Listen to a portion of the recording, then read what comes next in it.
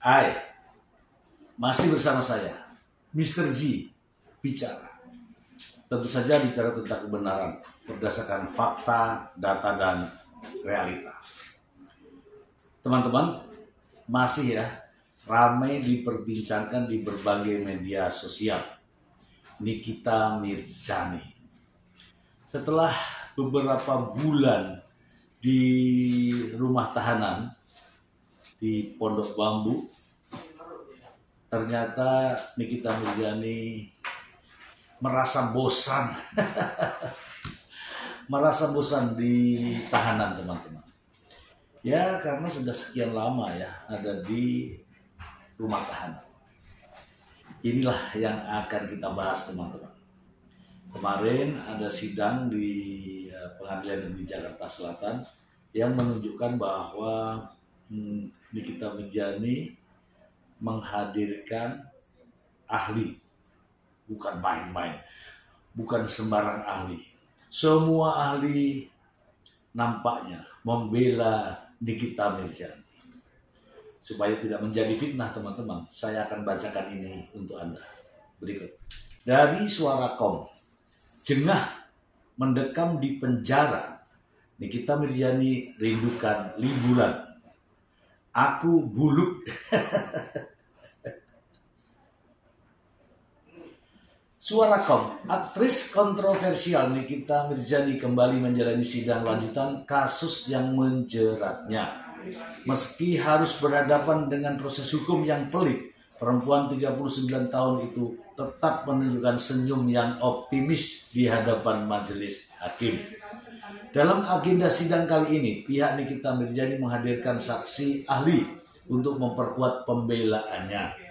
Alhamdulillah, saksi ahlinya bapak-bapaknya bisa hadir semua.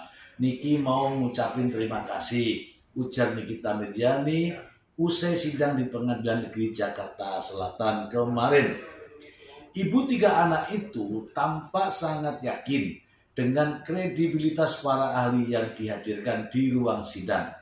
Memang ini saksi ahli yang benar-benar ahli, bukan ahli-ahlian. Yang memang pendidikannya juga sudah tidak bisa diragukan lagi. Beda jauh dengan saksi ahli dari JPU kemarin, cibirnya. Dirinya pun tak ragu membandingkan kualitas saksi dari pihaknya dengan saksi yang dihadirkan oleh Jaksa Penuntut Umum, JPU, pada sidang sebelumnya. Kalau JPU kemarin kan nggak tahu, lupa, nggak ngerti apa yang ditanya. Jawabannya ke situ, situ lagi, ke situ, situ lagi. Kalau ini kan enggak. Ketika ditanya mengenai senyum yang selalu merekah di wajahnya sepanjang persidangan, Nikita mengungkapkan sebuah harapan besar. Senyum karena mudah-mudahan ya saksi ahli ini didengar oleh bapak-bapak hakim yang mulia. Dan ini kan juga sidang terbuka ya, jadi kalian semua bisa mendengarnya. Ia berharap persidangan dapat berjalan dengan netral, tanpa adanya intervensi dari pihak manapun yang berkepentingan. Ya, semoga di sidang ini benar-benar netral. Tidak ada pihak-pihak yang berkepentingan, jadi harusnya bisa disimpulkan nanti ketika vonis, gitu ya. Iya, aku mau liburan, aku udah capek, aku buluk di dalam penjara, keluhnya. Mantan istri dipolatif ini mengaku sudah sangat lelah dan merasa penampilannya menjadi kusam selama dalam penjara. Ya, namanya juga di penjara ya. Rencananya ia ingin segera pergi berlibur bersama anak-anaknya tercinta setelah semua proses hukum ini selesai. Ya, membayangkan liburan enak ya, karena di penjara membayangkan liburan. Oke, kita bahas. Oke ya teman-teman, ya itu tadi adalah, ini nyata loh, ini nyata. Nikita Mirzani sedang merasa bosan di penjara dan rasa-rasanya ingin segera berlibur ke Eropa gitu. Tapi begini teman-teman ya, ini suasana di kantor ya teman-teman ya. Tapi begini, memang ya sebelum hadirnya ahli ini kita semua sudah tahu kok bahwa fakta-fakta persidangan terdakwa jelas ya teman-teman ya, jelas dalam posisi yang tidak menguntungkan. Nah, masalahnya adalah ini saksi apa? Saksi ahli. Iya, ahli. Yang menghadirkan siapa? Terdakwa. Ya, tentu saja pasti akan menguntungkan terdakwa. Mau dibolak-balik bagaimanapun, ahli ini akan membela, akan menguntungkan terdakwa. Namun ingat teman-teman, faktanya adalah tidak seperti demikian. Nikita Mirzani didakwa sebagai pelaku ya dari perbuatan pemerasan dan tindak pidana pencucian uang. Itu yang benar. Itu yang benar. Dan jelas Nikita Mirzani telah menikmati uang senilai atau menerima uang senilai 4 miliar. Itu fakta. Kalau uang 4 miliar itu dianggap sebagai perjanjian, kesepakatan, kemudian endorse, kemudian itu dianggap hal yang benar, ya jelas itu salah. Itu di luar fakta namanya. Ya kalau saya melihat ya dari keterangan ahli ini nampaknya meskipun mereka ahli, tapi kan dibayar hadirnya itu, ya kan? Dibayar. Kalau hadirnya itu dibayar cuan, artinya apa? Tidak murni dari keahliannya. Dan artinya adalah itu bagian daripada asumsi. Ya mereka asumsi menurut dirinya. Karena mereka tidak tahu fakta-fakta sebenarnya. Hanya diberikan analog-analog yang sepotong-sepotong. Itu faktanya. Ya kan? Kalau cerita itu 1 sampai 10, dia hanya diberikan 1 sampai 4. Tidak utuh. Kemudian 5 sampai 7. Tidak utuh. Kemudian 8 sampai 10. Sehingga para ahli ini mengambil kesimpulan hanya sepotong-sepotong. Karena faktanya adalah Nikita Mirzani menerima uang tidak dengan endorse, tidak dengan kesepakatan, tidak dengan perjanjian, tidak dengan kerjasama. Itu fakta. Nah kalau ahli mengatakan itu endorse, itu kesepakatan, itu kerjasama, itu bullshit namanya. Oke ya. Teman-teman tenang aja.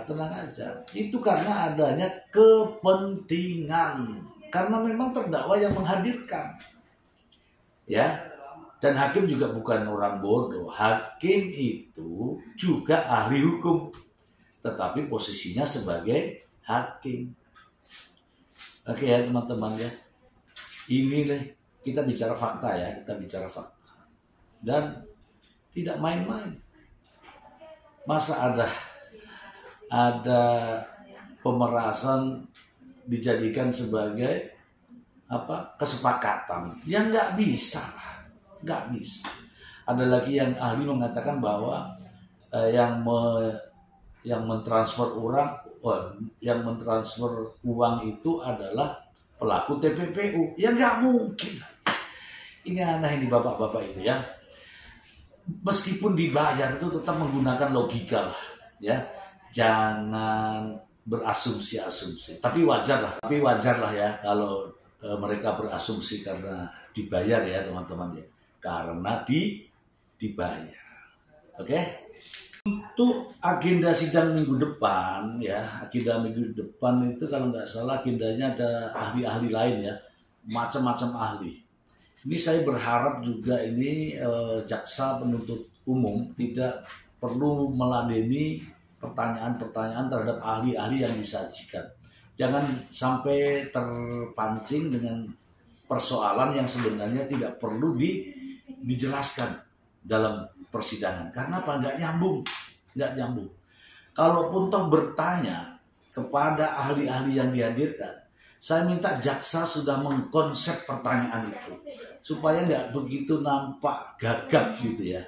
Ini ya untuk teman-teman jaksa ini agar mengkonsep pertanyaan terlebih dahulu. Jangan gagap. Siapkan pertanyaan-pertanyaan ini untuk menghadapi ahli-ahli yang akan datang. Jangan sampai Anda dinilai gagap dalam bertanya, dalam menghadapi ahli di persidangan. Itu saja dari saya, Mr. Z. Mohon maaf ya. Mohon maaf, lagi di kantor. Oke, semoga bermanfaat. Terima kasih. Bye. Topik atau isu hukum yang akan kita bahas hari ini berkaitan dengan profesi saya nih, advokat. Apakah advokat itu betul-betul merupakan penegak hukum atau hanya cuman status doang yang ditempelkan kepada advokat itu bahwa dia adalah penegak hukum? Kenapa saya membahas soal ini? Karena berkaitan dengan keterangan dari salah satu rekan advokat saya pada saat konferensi pers. Beliau menyampaikan bahwa kedudukan advokat itu setara dengan hakim dan penuntut umum, yakni penegak hukum. Apakah pendapat yang disampaikan oleh rekan advokat ini tepat atau bagaimana sebenarnya? Baik teman-teman, untuk menjawab atau membahas isu hukum ini tentu saya harus mendasarkan pendapat saya pada ketentuan di dalam Undang-Undang Advokat. Teman-teman sekalian, berdasarkan ketentuan pasal 5 Undang-Undang Advokat memang ditegaskan bahwa advokat itu berstatus penegak hukum. Dalam penjelasan pasal 5 ini saya akan bacakan, ditegaskan bahwa yang dimaksud dengan advokat berstatus sebagai penegak hukum adalah advokat sebagai salah satu perangkat dalam proses peradilan yang mempunyai kedudukan setara dengan penegak hukum lainnya dalam menegakkan hukum dan keadilan. Teman-teman sekalian, jika kita membaca penjelasan pasal 5 Undang-Undang Advokat itu, maka sesungguhnya advokat itu hanya ditempelkan status penegak hukum. Bukan kewenangannya dia yang setara, bukan kedudukannya dia yang layaknya kedudukan dari penuntut umum maupun majelis hakim ya, teman-teman sekalian. Sebagaimana dalam penjelasan pasal 5 tadi disebutkan bahwa dia distatuskan sebagai penegak hukum itu karena menjadi perangkat dalam proses peradilan. Salah satu perangkat dalam proses peradilan. Tetapi apakah sesungguhnya advokat itu merupakan penegak hukum? Tentu kita harus meneliti dari aspek kewenangannya yang mencirikan apakah advokat itu betul-betul seorang penegak hukum.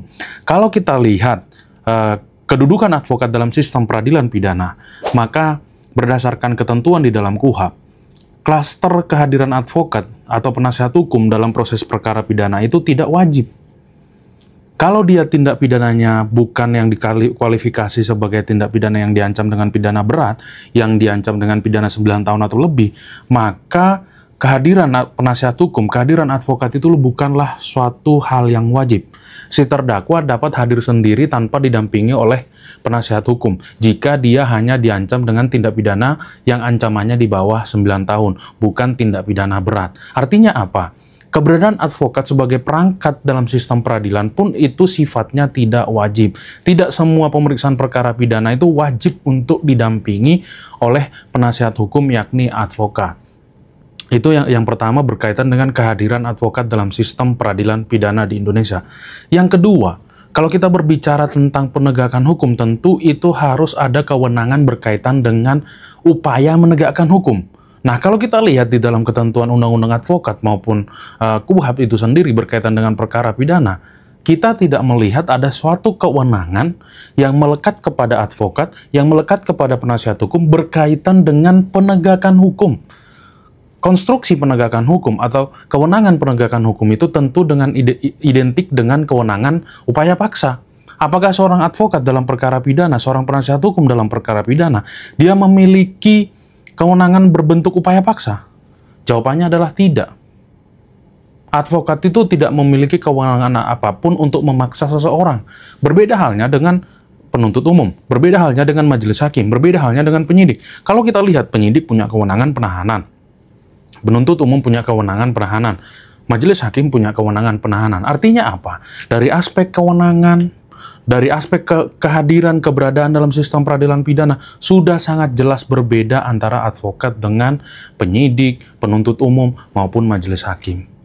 Jadi teman-teman sekalian, berdasarkan yang saya sampaikan barusan, maka jelas status pelabelan kepada advokat sebagai penegak hukum itu hanya status semata, tanpa disertai dengan kewenangan dan kedudukan yang memadai layaknya penyidik, menuntut umum maupun majelis hakim di sidang pada pengadilan perkara pidana. Jika masyarakat Indonesia memang kehendaki advokat itu betul-betul sebagai aparat penegak hukum, bukan hanya sebagai label aparat penegak hukum, maka ke depan harus didorong bahwa advokat itu memiliki kewenangan-kewenangan, mempunyai kedudukan untuk memastikan proses penegakan hukum. Contoh, dalam hal mau dilakukan penahanan, advokat itu harus diberikan hak untuk mengajukan penangguhan penahanan, dan penangguhan penahanan tersebut wajib untuk dikabulkan. Bukan hanya sebatas mengajukan permohonan, kemudian terserah penyidik, terserah penuntut umum, terserah hakim untuk dapat dihadirkan atau tidak, dapat ditangguhkan atau tidak. Kalau memang betul-betul ke depan advokat itu betul-betul dilabeli, betul-betul ditempatkan sebagai aparat penegak hukum, harus diberikan kedudukan dan kewenangan yang memadai. Kita lihat banyak terjadi di Indonesia. Untuk berkas perkara pun yang menjadi hak dari si terdakwa, seringkali itu tidak diberikan. Seringkali itu si terdakwa itu harus meminta ke majelis, dengan biaya sendiri harus memotokopi berkas, padahal itu kan haknya dia untuk mendapatkan. Secara hukum seharusnya penyidik, menuntut umum itu menyerahkan berkas perkara itu kepada si terdakwa, si tersangka untuk kepentingan pembelaannya. Tetapi dalam praktek penegakan hukum di Indonesia tidak begitu. Artinya apa? Keberadaan dan kedudukan advokat sebagai penegak hukum itu sampai dengan saat ini belum diikuti dengan pemberian kewenangan. Belum diikuti dengan pemberian semacam legitimasi untuk bertindak dalam konteks penegakan hukum. Contoh, kita butuh nih untuk kepentingan pembelaan dari si terdakwa, kita butuh kehadiran seorang saksi. Kita minta dia untuk memberikan kesaksian, dia menolak. Apakah si advokat punya hak untuk memanggil dia secara paksa ke persidangan untuk memberikan keterangan? Enggak, advokat itu enggak diberikan kewenangan itu. Apakah kemudian ketika seorang saksi tidak mau hadir di persidangan sebagai saksi untuk kepentingan pembelaan si terdakwa dapat dikenakan sebagai obstruction of justice? Tidak juga. Artinya apa? Kedudukan advokat sebagai aparat penegak hukum, sebagaimana dimaksud dalam pasal 5 Undang-Undang Advokat itu hanya label semata. Advokat sebagai penegak hukum dalam konteks undang-undang advokat maupun KUHAP itu adalah macan ompong karena tidak punya kewenangan dan legitimasi apapun. Saya mendorong penguatan terhadap profesi advokat. Tetapi di sisi lain advokat juga harus berbenah. Saat ini organisasi advokat itu udah nggak karu-karuan jumlahnya. Seharusnya advokat itu dibentuk dalam wadah tunggal advokat sebagai aparat penegak hukum. Supaya dia betul-betul setara. Penyidik, penuntut umum, majelis hakim. Ya, itu dia wadah tunggal, gitu loh. Tetapi advokat kita lihat sekarang, bahkan di tingkat daerah pun ada organisasi advokat dan dapat melakukan penyumpahan. Makanya saya bilang, kalau advokat ini betul-betul mau dianggap sebagai aparat penegak hukum, secara organisasi dia harus tunggal, secara kewenangan dia harus diberikan kewenangan, dan kehadirannya dalam sistem peradilan pidana itu adalah sebagai kewajiban, bukan sebagai alternatif. Untuk semua persidangan perkara pidana wajib ada advokat, bukan seperti yang ketentuan di dalam KUHAP sekarang. Untuk tindak pidana di bawah 9 tahun tidak wajib. Tergantung si terdakwa apakah dia menggunakan haknya untuk didampingi. Kalau tidak menggunakan ya tidak ada masalah. Itulah. Jadi ini harus dibenahi. Kalau advokat itu betul-betul mau ditempatkan sebagai aparat penegak hukum. Sekian penjelasan dari saya. Terima kasih. Edukasi hukum kali ini masih berkaitan dengan kasus Nikita Mirzani. Jadi teman-teman sekalian, dalam persidangan atas nama terdakwa Nikita Mirzani, dari pihak terdakwa melakukan pembelaan mulai dari keberatan maupun pemeriksaan ahli pada persidangan ahli yang meringankan bagi terdakwa. Yang menjadi salah satu poin pertanyaannya itu adalah korban dari dugaan tindak pidana yang didakwakan penuntut umum itu adalah PT Glavitsa, bukan pribadi dari Dr. Reza Gledis. Kenapa pihak terdakwa menyampaikan PT Glavitsa yang mengalami kerugian? Karena berkaitan dengan produk yang diduga mengalami penurunan penjualan. Lalu apakah argumentasi yang disampaikan oleh Nikita Mirzani maupun penasihat hukumnya bahwa korban dalam perkara ini adalah PT Glavitsa selaku pemilik produk? tentu teman-teman kita harus menguji, menganalisis berdasarkan ketentuan peraturan perundang-undangan yang berlaku. Teman-teman sekalian, pengertian korban itu diatur di dalam Undang-Undang Nomor 31 Tahun 2014 tentang perubahan atas Undang-Undang Nomor 13 Tahun 2006 tentang perlindungan saksi dan korban. Korban berdasarkan ketentuan pasal 1 angka 3 adalah orang yang mengalami penderitaan fisik, mental, dan atau kerugian ekonomi yang diakibatkan oleh suatu tindak pidana.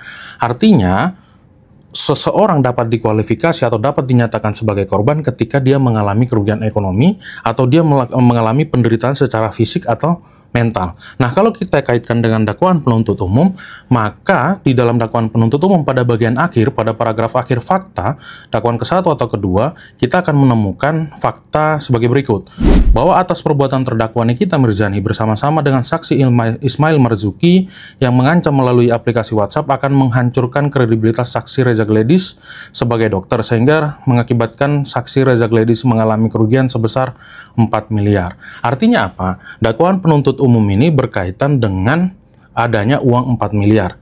Dakwaan penuntut umum ini berkaitan dengan kerugian ekonomi berupa uang 4 miliar yang dialami oleh Reza Gledis, bukan kerugian akibat penurunan penjualan produk.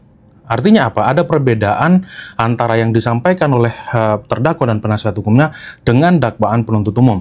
Di dalam dakwaan penuntut umum jelas bahwa kerugian yang dimaksud itu adalah kerugian atas uang sebesar 4 miliar. Oleh karena yang menyerahkan uang adalah Reza Gledis 4 miliar, dan di sini sudah dijelaskan kerugian itu dialami oleh Reza Gledis berkaitan dengan uang 4 miliar, maka berdasarkan ketentuan pasal 1 angka 3 Undang-Undang Perlindungan Konsumen, yang menjadi korban sesuai dengan dakwaan penuntut umum adalah Reza Gledis atau Dr. Reza Gledis.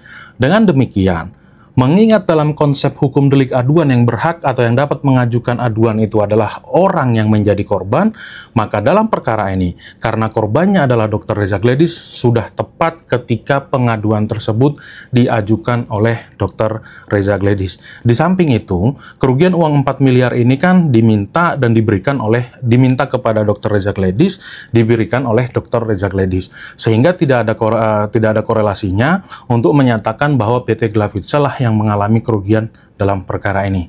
Sekian penjelasan dari saya, dan sampai bertemu dalam edukasi hukum selanjutnya.